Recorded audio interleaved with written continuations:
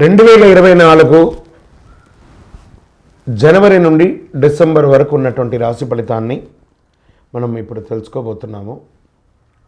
జ్యోతిష్ శాస్త్రం అనేది ఒక గణితపూరితమైనటువంటి ఒక శాస్త్రం. ఏ గ్రహాలు ఎక్కడ ఉన్నాయి, ఏ స్థితిలో ఉన్నాయి, ఆ గ్రహాల యొక్క స్థితిగతిని బట్టి ఆ రాశి యొక్క మార్పులలో జరుగుతున్నటువంటి ఆ రాశుల యొక్క గ్రహాలన్నీ కూడా మార్పడం వల్ల ఆ రాశికి కలుగుతున్నటువంటి శుభాశుభ ఫలితాలన్నీ కూడా నిర్ణయించడం జరుగుతుంది. ఆంగ్ల నూతన సంవత్సర ప్రకారం జనవరి నుంచి మనము డిసెంబర్ వరకు చెప్పుకుంటాం. త్వరలో ఉగాది పంచాంగ శ్రవణం కూడా మనం తెలుసుకోబోతాం. ఈ సంవత్సరం ఏ రాశి వారికి బాగా ఉంది, ఏ రాశి వారికి ఎలా ఇబ్బందిగా ఏమైనా ఉన్నాయా అవన్నీ తెలుసుకోవడం కంటే కూడా నా రాశి ఈసారి చాలా బాగుంటుంది అని చెప్పి నూతన సంవత్సరం రోజు ఒక సంకల్పం తీసుకోండి. గోచార గ్రహస్థితులను దృష్టిలో పెట్టుకొని చెప్పడం జరుగుతుందండి. ఇది మీ యొక్క వ్యక్తిగత జాతకానికి సుమారుగా ఒక 30 నుంచి 40% మాత్రమే నేను చెప్పేది మీకు వర్తిస్తుంది. బాగా గుర్తించాలి. జాతకం, జ్యోతిష్యం పడుతున్న వర్షానికి ఒక గొడుగే కానీ జాతకం జీవితం కాదు. మీరు ఏదైతే వృత్తి చేస్తారో, మీరు ఏదైతే మీ జీవితంలో ముందుకు తీసుకొని వెళ్తారో అదే మిమ్మల్ని కాపాడుతుంది, కానీ జ్యోతిష్యం కాపాడదు. బాగా గుర్తుపెట్టుకోండి. జ్యోతిష్యం ఒక రిఫ్రెష్ బటన్ లాగా మాత్రమే. కంప్యూటర్లో రైట్ క్లిక్ చేస్తే ఎలా రిఫ్రెష్లో ఉంటుందో అలా రిఫ్రెష్ చేయడానికి కోసం మాత్రం ఉన్న ఒక చిన్న పరిక్రమ మాత్రమే ఇది. అందుకని జ్యోతిష్యం జీవితం కాదు. మళ్ళీ ప్రతి ఒక్కళ్ళు కూడాను మీ యొక్క సంపూర్ణ జాతకం తెలుసుకోవడానికి కోసం మీ పరిసర ప్రాంతాల్లో ఉన్నటువంటి సద్గురువుల్ని సంప్రదించండి, జ్యోతిషాస్త్ర నిపుణుల్ని సంప్రదించండి. వారిని గౌరవిస్తూ వారి ద్వారా తెలుసుకోండి. లేదా మా ఛానల్ ద్వారా మీరు తెలుసుకోవాలి అని అనుకుంటే ఈ కింద ఉన్నటువంటి మా నంబర్కి వాట్సప్ మాత్రమే చేయాలి. బాగా చెప్తున్నాను, కాల్ చేస్తే లేపమండి. వాట్సప్ మాత్రమే చేయాలి.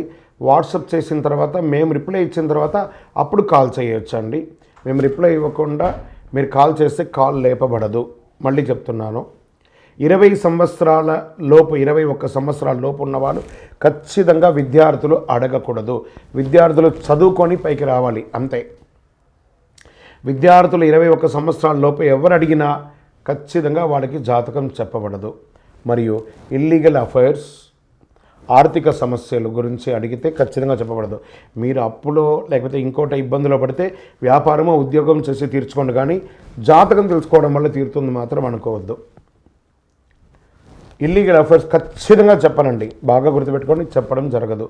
తర్వాత పెద్దవాళ్ళైనటువంటి 60 సంవత్సరాల పైచిలకు వాళ్ళు, మీరు 60 తెలుగు సంవత్సరాలని పూర్తి చేస్తుంటారు కాబట్టి మీరు పెద్దవాళ్ళు, మీకు అన్ని రకాలుగా అన్ని జీవితంలో అన్నీ అనుభవించుంటారు కాబట్టి మీరు తెలుసుకోవాల్సిన అవసరం లేదు.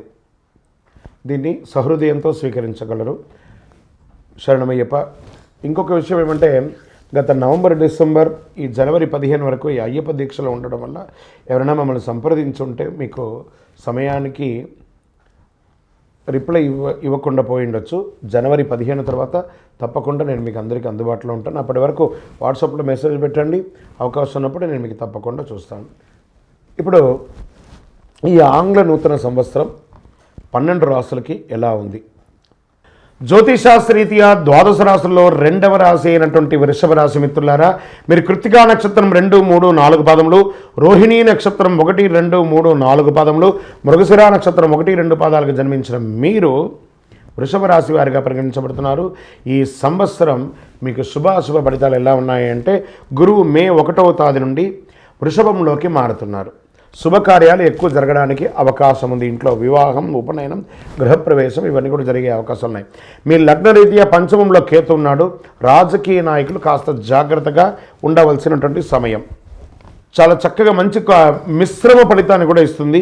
గురువు పంచమాన్ని చూస్తున్నాడు కాబట్టి దీనివల్ల సంతాన యోగం, సంతానం, వివాహమై సంతానం లేని వారికి సంతాన యోగం, సంతానం జన్మించిన వారికి వారి యొక్క విద్య గురించి, విదేశాలకు వెళ్ళే ఆలోచన గురించి ఉన్న వాళ్ళకి ఇదొక మంచి సమయం అని కూడా చెప్పచ్చు.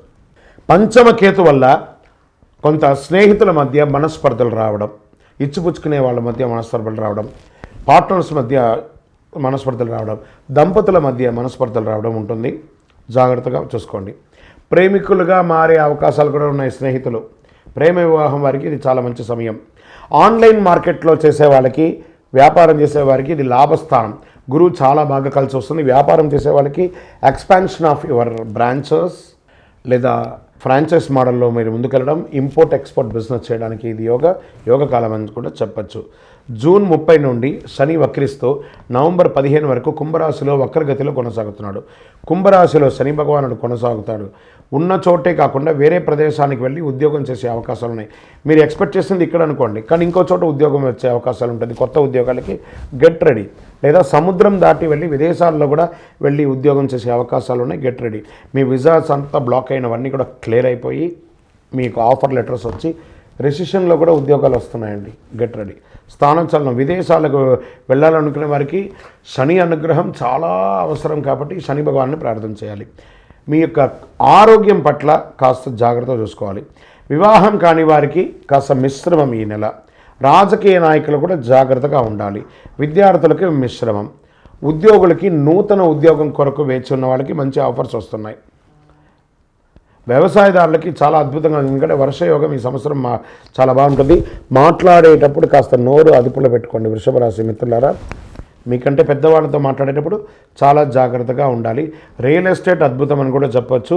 ఇంకను మీ పర్సనల్ జాతకం తెలుసుకోవడానికి మా కింద నెంబర్కి మీ వివరాలు, date of birth, time of birth, place of birth, మీ పేరుతో సహా వాట్సాప్ చేయండి. ఇంకనూ సకల దోషాలు తొలగి ఆనందంగా ఉండడానికి నవమూలిక సిద్ధ ధూపంతో ధూపం వేయండి. విజయోస్తు.